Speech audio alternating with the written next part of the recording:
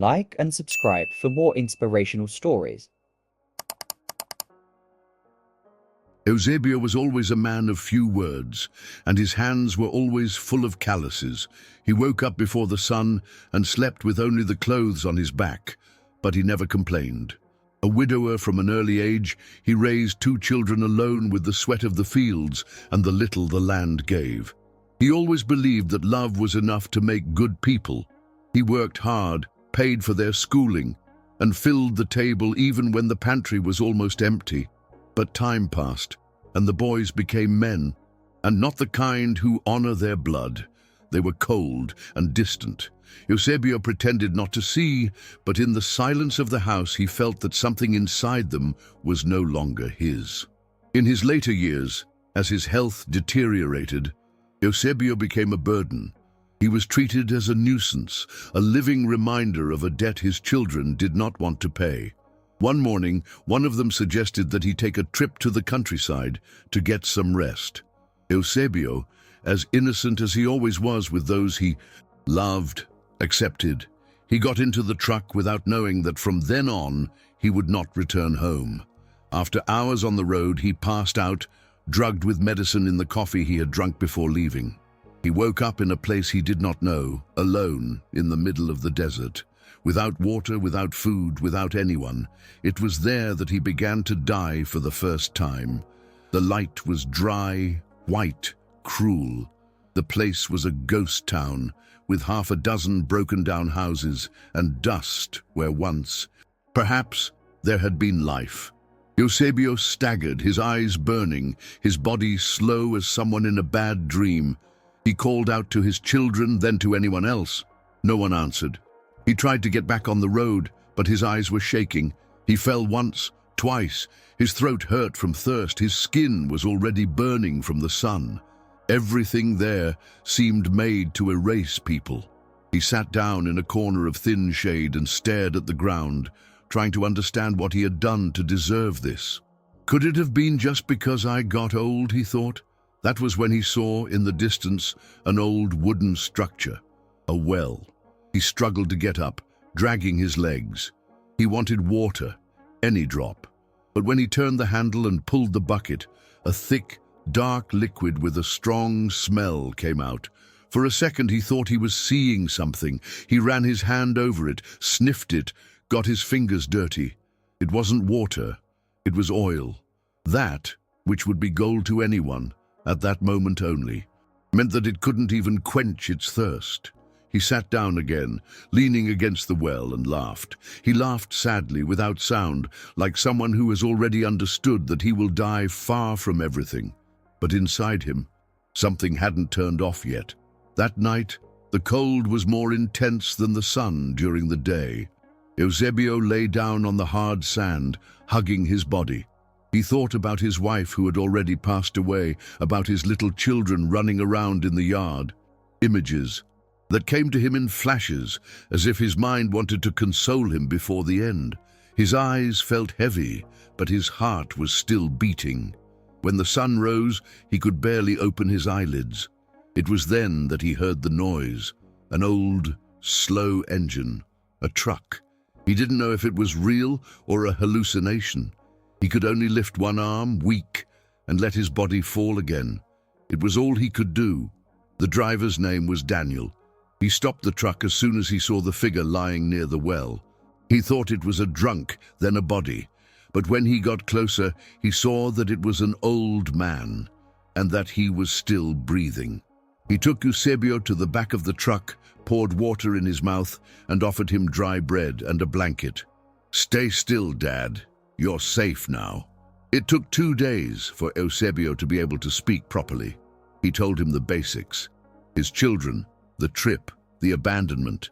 Daniel didn't understand. "But what's all this for?" Eusebio simply replied with sunken eyes. "Because some people think old people are useless." Daniel didn't argue.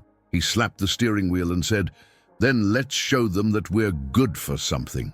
Daniel took Eusebio to a simple village with dirt roads and people who still looked him in the eye.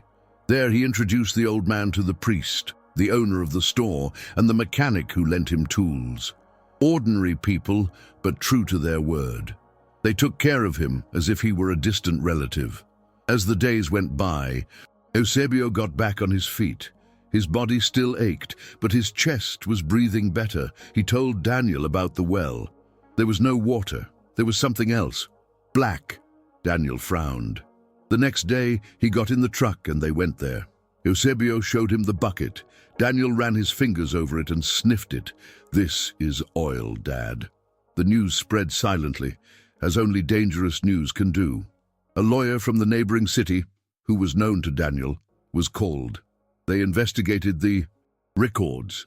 They discovered that the area was linked to a rural subdivision that had never been implemented, legally abandoned.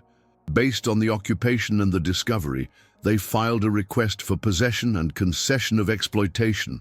While the process was underway, Eusebio returned to the place whenever he could. He would sit there on the edge of the well, looking at the desert with respect. "It was here that they wanted to erase me, and it was from here that God brought me back." He kept repeating this. No one disagreed. 2 months later, the state government responded. The request was approved. The land was legally nobody's, and now it belonged to Eusebio. The signature was made at a simple table in the notary's office with a borrowed pen and a trembling hand. When the paper was handed to him, Eusebio didn't cry.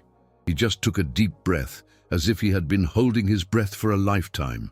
On the way out, he stopped in the square and looked up at the sky. "Now, I exist on the map," he said. People passing by didn't understand, but Daniel understood, because only those who have been erased know the value of being recognized.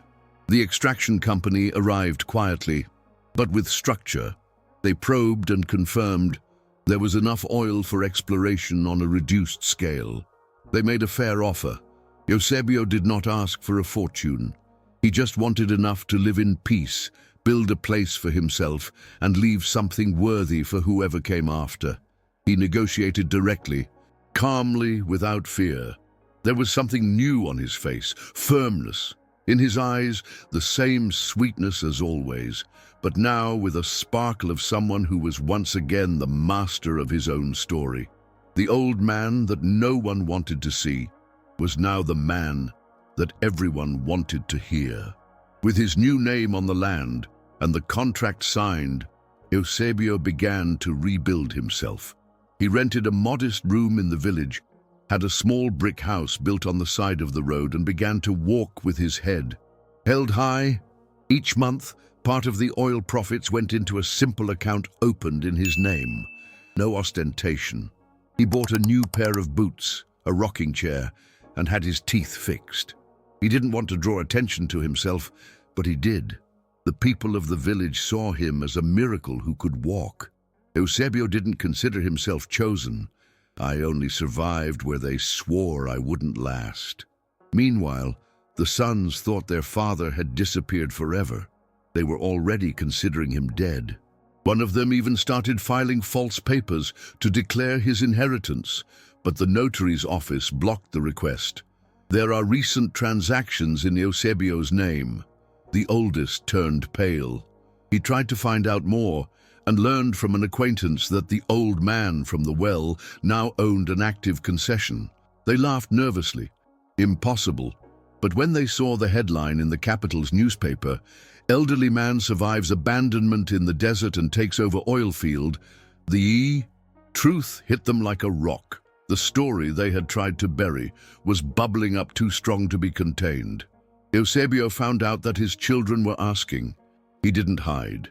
He told Daniel, "If they come, I'll let them talk, but I won't let them forget." The following week, Mariana showed up, his youngest daughter, who had distanced herself after her mother's death, but had never turned her back. She arrived without warning, in an old car, with tears in her eyes. She hugged her father as if asking for forgiveness with her whole body. Eusebio held on tightly, as if holding on to his own root. They sat in silence on the edge of the porch until the sun went down. He only said, "You came back before you knew it. That's love." And she replied, "I knew, without knowing it. That's blood.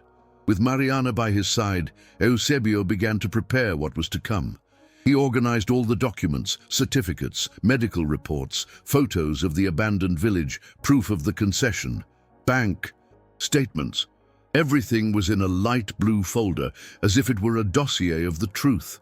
He asked his lawyer for help in scheduling a public hearing in the city where he had lived for decades. He wanted to tell his story face to face, in front of those who knew him.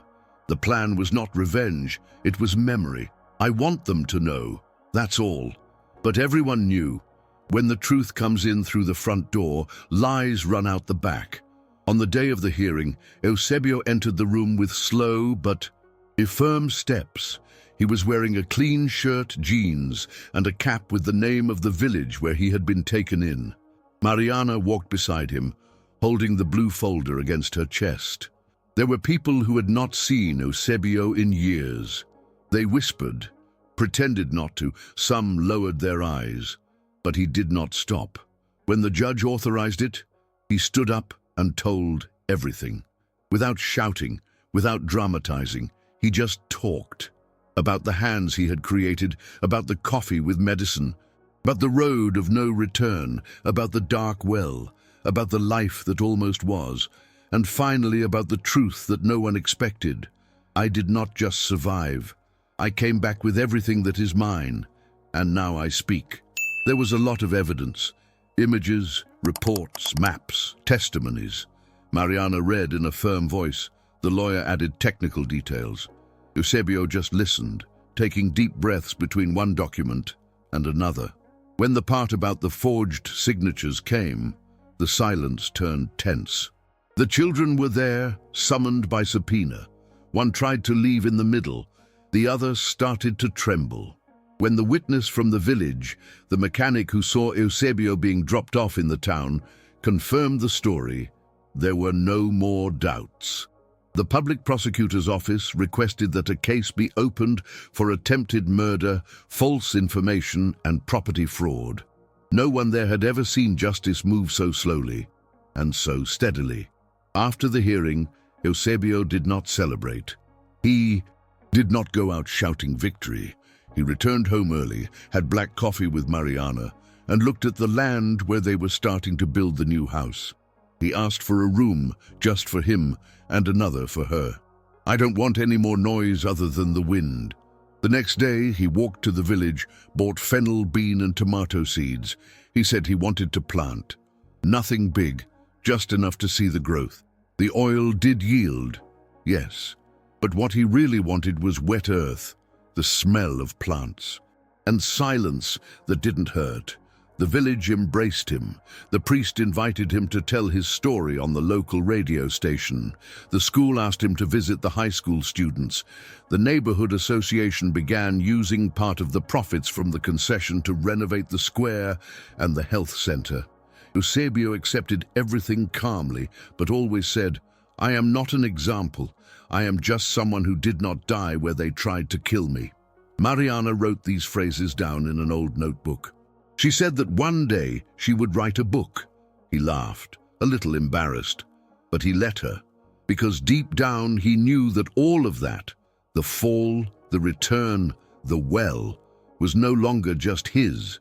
It belonged to everyone who one day thought it was too late.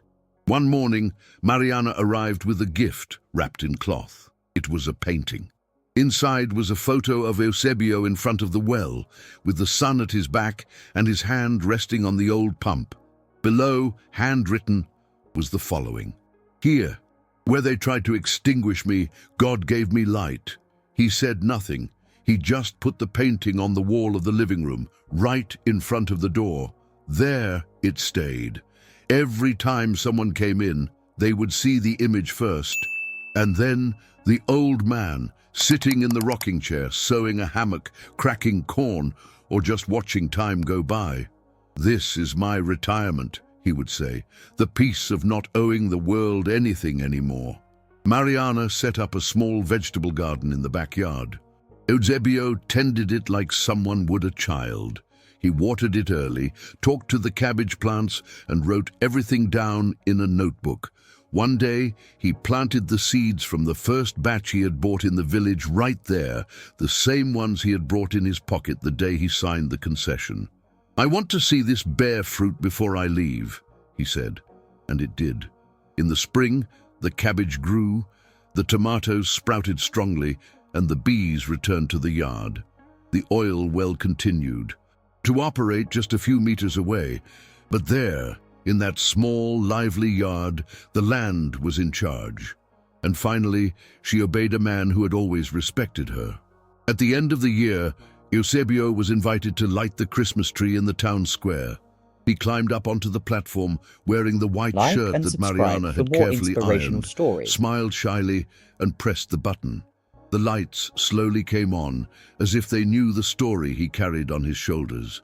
The entire square gave a standing ovation, not because of the lights, but because of him, the man who was buried alive in his own blood and flourished in the middle of the desert.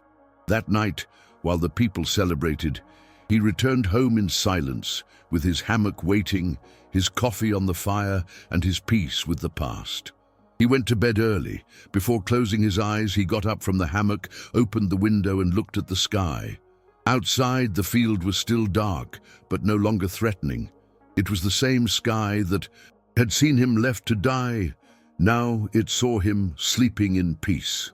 On the wall, the picture with the phrase was still there, but he didn't even look at it this time. He looked at Mariana, already sleeping in the other room. He smiled, not because of victory, but because he no longer needed to fight. Justice had been served. The cycle was over. And in the silence of that simple house, surrounded by land, oil, and seeds, Eusebio finally rested completely. Like and subscribe for more inspirational stories.